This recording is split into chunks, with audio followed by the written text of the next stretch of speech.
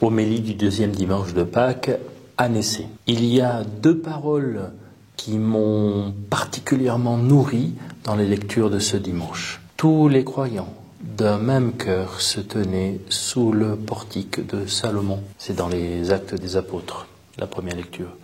Les croyants avec un seul cœur, un seul et même cœur. Et dans l'évangile de Jean, au chapitre 20, Jésus ressuscité dit « La paix soit avec vous ». Deux grands signes pour les croyants, la communion entre eux et la paix.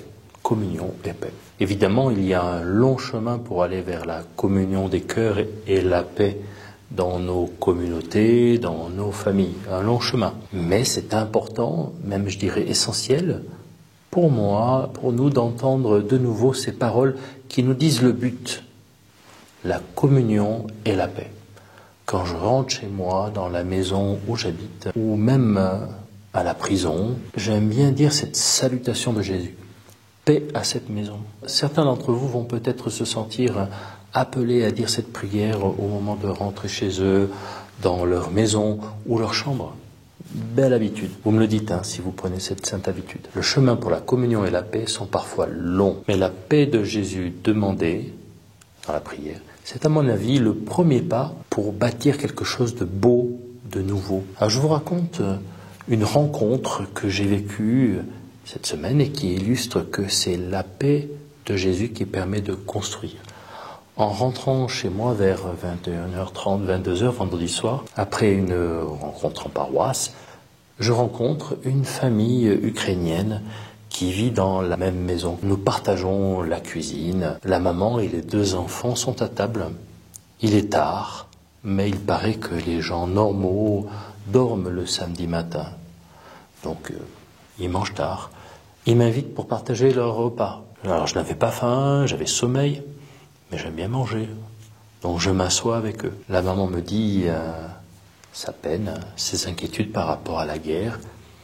Elle me dit qu'elle est scandalisée par l'église orthodoxe russe qui appelle à la guerre.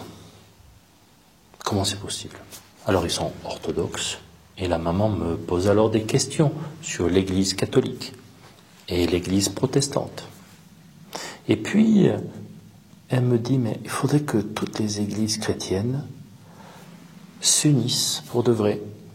Alors je lui ai dit que c'est ce que veut Jésus.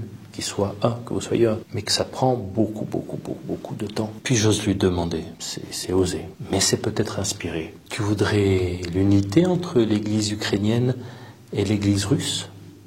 Alors elle est comme choquée par ma question et elle me dit, non, ce n'est pas possible en ce moment. Et même, il faudra attendre plusieurs siècles. Le chemin de l'union des cœurs et le don de la paix est long. Le premier pas, à mon sens, c'est refuser de se venger et prier pour que Jésus vienne donner, installer sa paix. C'est le premier pas. Et ce premier pas permettra les autres pas avec la grâce de Dieu. Je te dis à dimanche prochain. N'hésite pas à mettre dans les commentaires ce qui t'a plu, ce qui t'a touché dans les lectures de ce dimanche. Ciao, sois béni. Le roi de mon cœur soit la montagne qui m'élève, la source qui m'abreuve.